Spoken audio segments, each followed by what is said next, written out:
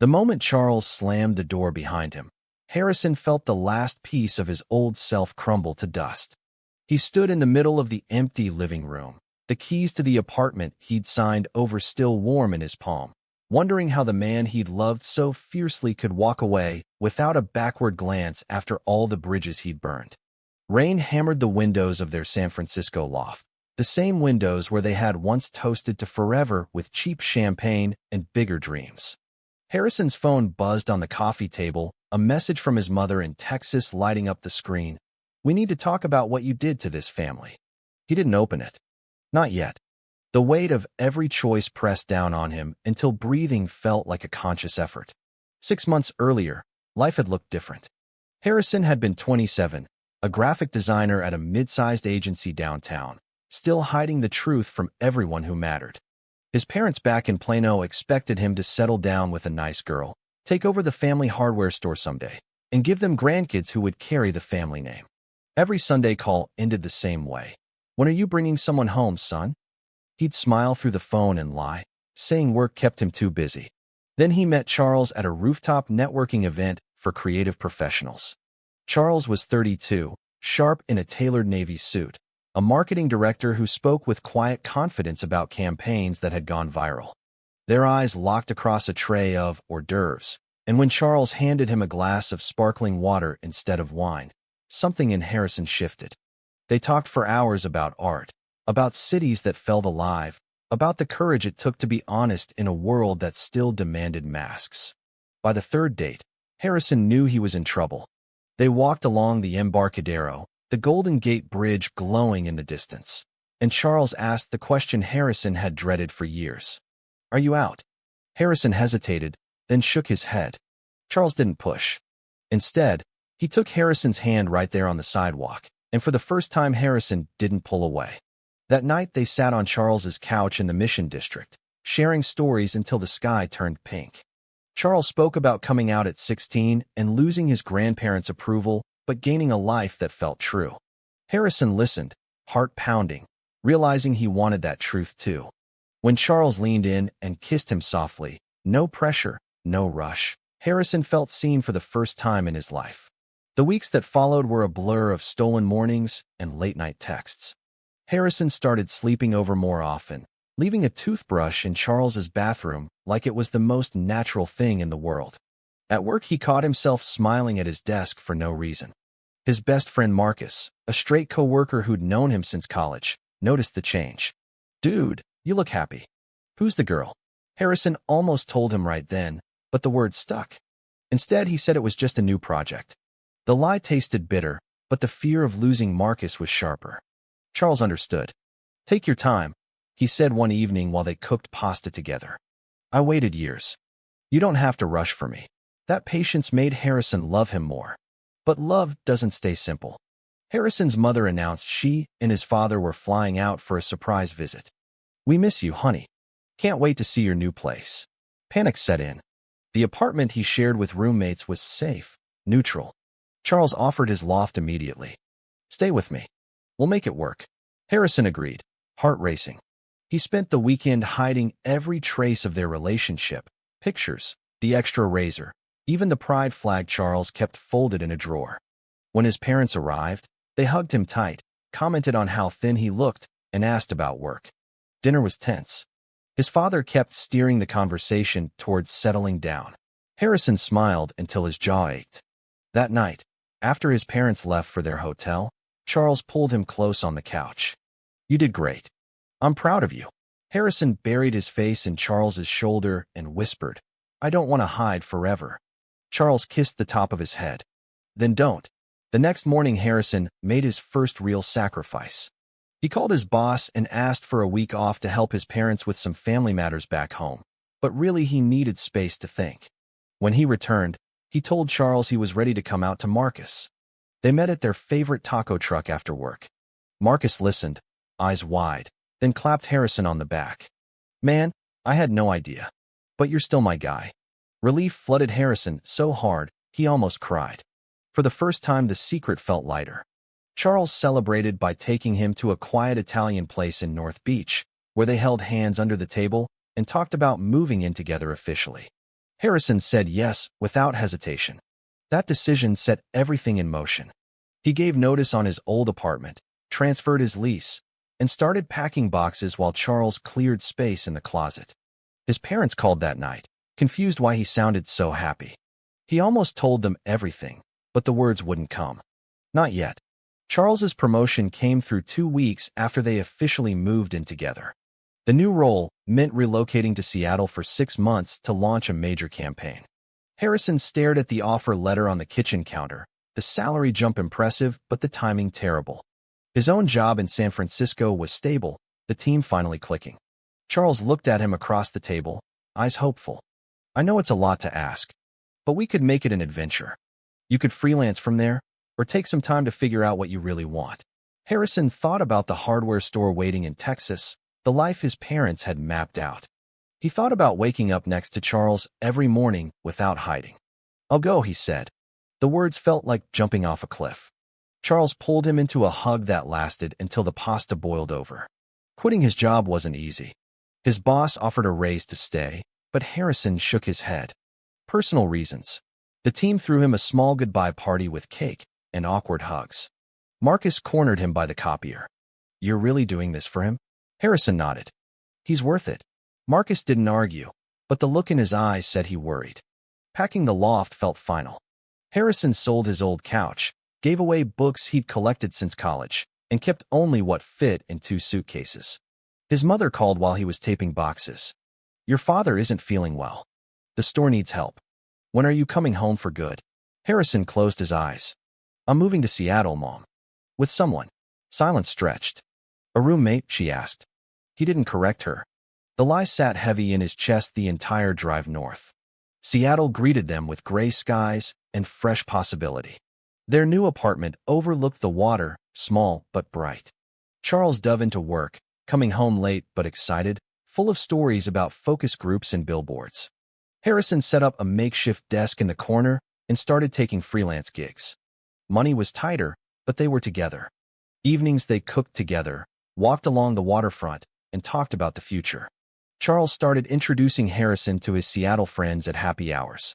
This is my partner, he'd say, and Harrison's heart would skip every time. The word partner felt real, solid. For the first time he imagined holidays without pretending. Then the first crack appeared. Harrison's father had a minor heart scare. His mother called in tears. We need you here, Harrison. The store, the house, everything. He booked a flight back alone, telling Charles it was just a quick visit. In Plano, everything felt smaller, heavier. His parents sat him down at the kitchen table the first night. We know something's going on, his mother said gently. That friend in Seattle. Is it serious? Harrison swallowed. His name is Charles. And yes. His father stood up, so fast the chair scraped. We didn't raise you this way. The argument lasted hours. Accusations flew, tears slammed doors. Harrison slept on the couch and left the next morning with a suitcase full of guilt. On the plane he texted Charles. They know. It didn't go well. Charles replied instantly. I'm here. Come home. Back in Seattle the tension lingered. Harrison threw himself into freelance work to prove he hadn't made a mistake. Charles's campaign launched successfully, but the hours grew longer. One night Harrison waited up until 2 a.m., dinner cold on the table. When Charles finally walked in, exhausted, he barely kissed Harrison's cheek before collapsing into bed. Harrison lay awake wondering if the sacrifice was worth it. Marcus called the next day. Dude, your mom called me. She's worried sick. Said you're throwing your life away. Harrison hung up angry, but the seed of doubt was planted. He started questioning every choice. Was he losing himself for love? A misunderstanding made everything worse. Harrison came home early one afternoon and found Charles on the phone, laughing softly. I miss you too. Soon. When Charles hung up, Harrison asked who it was. Charles hesitated. An old friend from law school. Nothing. But the tone lingered in Harrison's mind. That night he scrolled through Charles's laptop when Charles was in the shower, telling himself it was nothing. He found old messages, not romantic, but close enough to hurt. The trust he'd built felt suddenly fragile. When he confronted Charles, the argument was quiet but sharp. You don't trust me after everything? Charles asked. Harrison slept on the couch for the first time since they met. The distance grew. The distance didn't last. Charles apologized the next morning with coffee and a promise to be more open. They spent the weekend rebuilding, walking Pike Place Market hand in hand, buying flowers like they used to. Harrison pushed the doubt down and focused on supporting Charles's growing success. The campaign won an industry award, and Charles's company offered him a permanent Seattle position with a corner office. Harrison celebrated with him at a rooftop bar overlooking the city lights. "We did it," Charles said, pulling him close. Harrison believed it. To prove his commitment, he turned down a solid freelance contract back in San Francisco. "My life is here now," he told the client. The decision felt right until his parents stopped answering his calls entirely.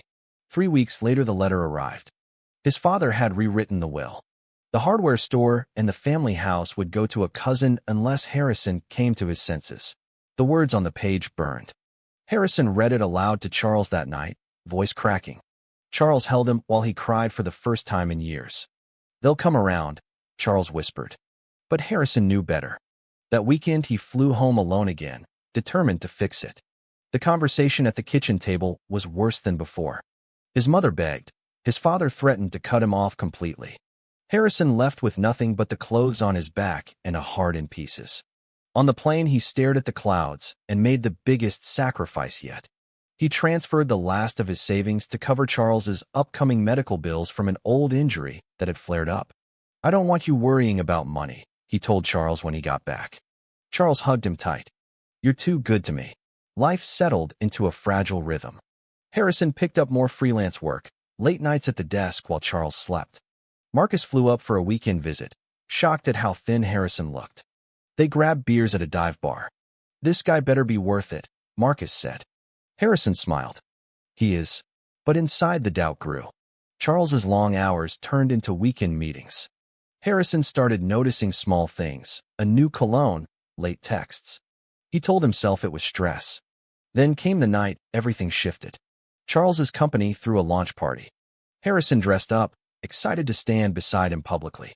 At the event, Charles introduced him to colleagues as "my good friend Harrison."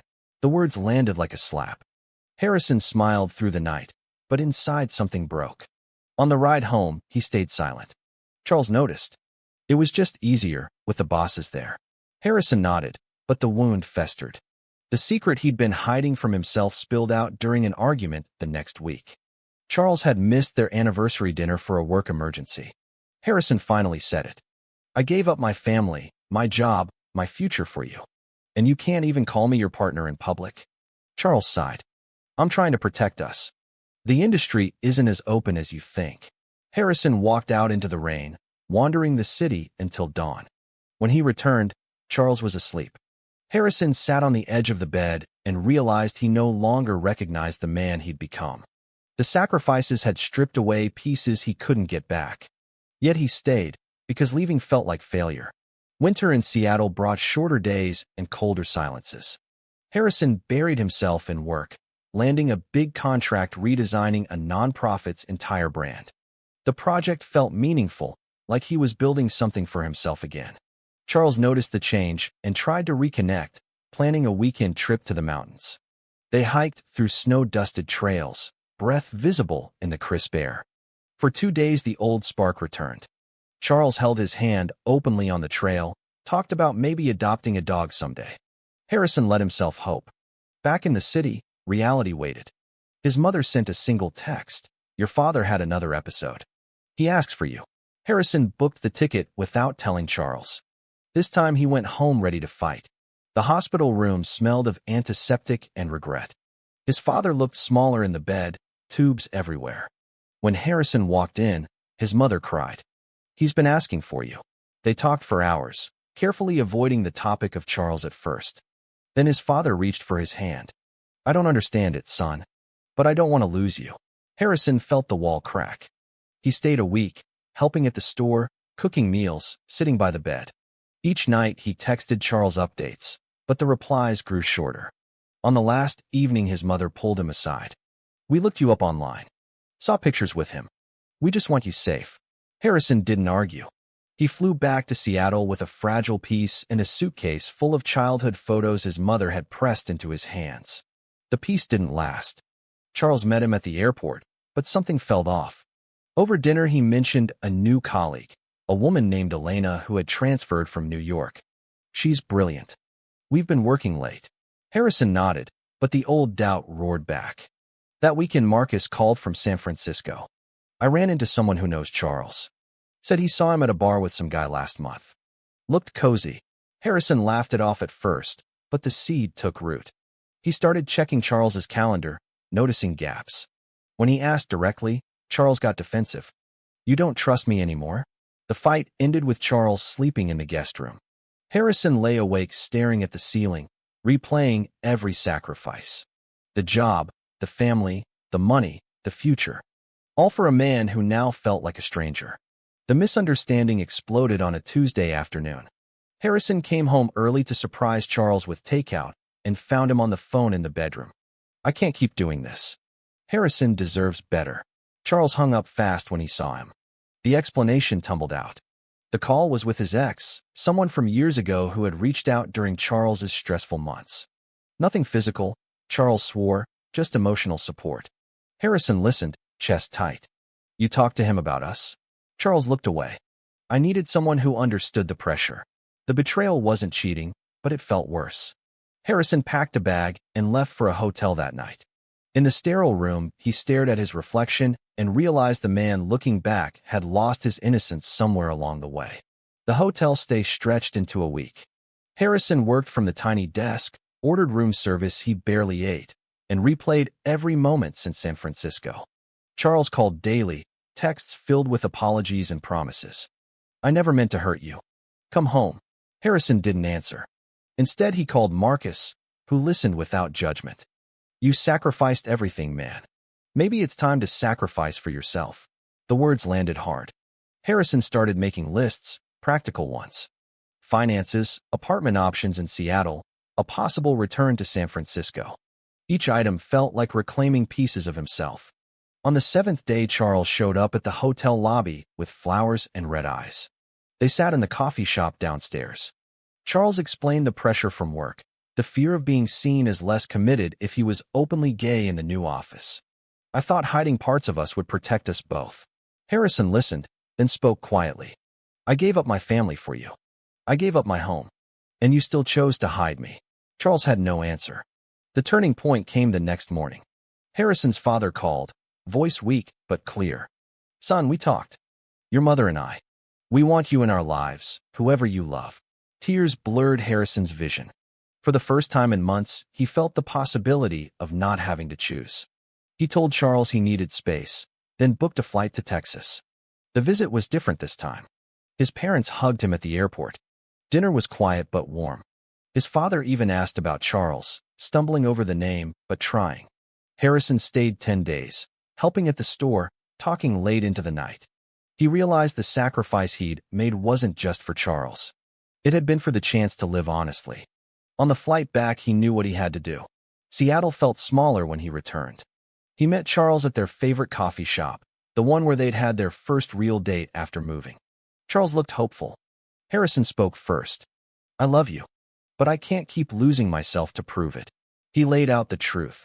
The denial at the party, the secret calls, the way Charles had pulled away when Harrison needed him most. Charles tried to argue, tears falling. We can fix this. Harrison shook his head. I already fixed me. He moved out that weekend, taking only his clothes and the laptop. Charles stood in the doorway watching him leave, the same doorway where everything had once begun. Harrison didn't look back. Alone in a new studio apartment near the water, Harrison started rebuilding. He took long walks, joined a local LGBTQ support group, and landed a full-time design job at a small agency that valued authenticity. Marcus flew up to help him settle in. Proud of you, man. The words meant more than Charles has ever had. Nights were hard, but each morning Harrison woke up knowing the man in the mirror belonged to himself again. Months passed like pages turning in a book Harrison was finally writing himself. Spring arrived in Seattle with cherry blossoms along the waterfront. Harrison's new job flourished. His designs won a local award, and for the first time he accepted the trophy without glancing around for someone else's approval. His parents visited that summer, staying in the guest room of his studio. They met his new friends, attended a small gallery show where his work hung on the walls. His mother hugged him tight at the end of the weekend. "We're learning," she said. His father nodded, gruff but sincere. The hardware store was still in the family, but no longer a chain around Harrison's neck.